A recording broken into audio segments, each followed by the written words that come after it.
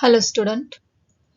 In this lecture we discuss 2 points, that is addressing and difference between ISO OSI reference model and TCP IP reference model. First, addressing. When computer wish to communicate with one another, they need to know the address of each other. Each computer has its own address. The address can be of different types, such as physical address or logical address. In an internet which employ TCP/IP protocol, four levels of address are used by computer, and that four levels are physical address, logical address, port address, and fourth one is application specific address. Each type of address is associated with specific layer of TCP/IP architecture, which is shown in given figure. Application layer prefer application specific address. Transport layer use port address for process to process delivery. Internet layer use logical address, which is also known as IP address, and data link layer used physical address, also known as MAC address. We start with physical address. It is also known as MAC address. The packet from source to destination pass through physical network. At physical level, the IP address is not useful, but the host and routers are recognized by their physical addressing. The MAC address is a local address.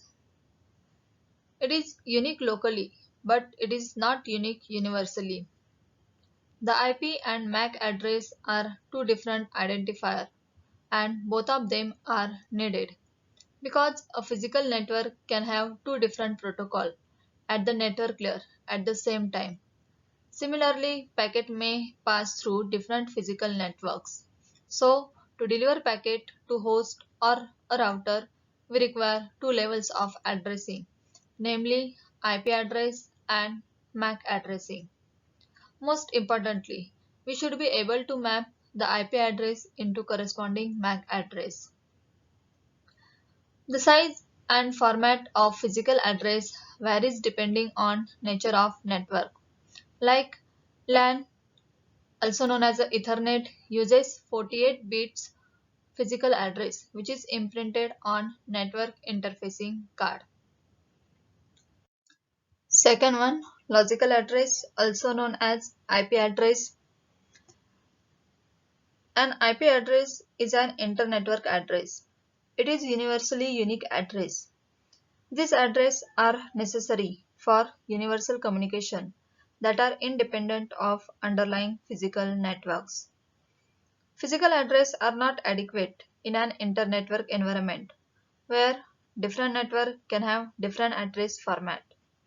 A universal addressing system is needed in which each host can be identified uniquely regardless of underlying physical network. The logical addresses are designed for this purpose. A logical address is the internet is currently a 32-bit address that can be uniquely define a host connected to the internet.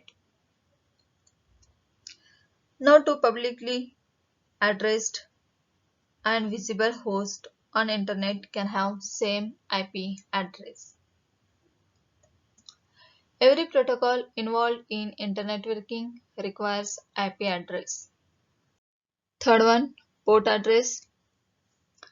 The IP address and physical address are necessary for a quantity of data to travel from source to destination host. However, arrival at the destination host is not the final objective of data communication on the internet. Computers are devices that can run multiple processes at the same time. The end objective of internet communication is a process communicating with another process.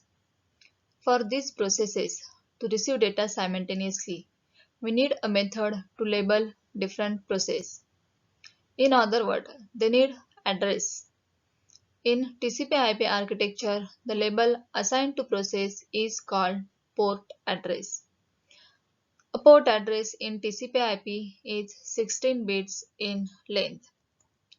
A port address is a 16-bit address represented by one decimal number. Next, Internet Corporation for Assigned Names and Numbers Ranges. This organization divided port number into three ranges. First one, well-known ports, which range from 0 to 1023. These port numbers are assigned and controlled by this organization, that is ICANN.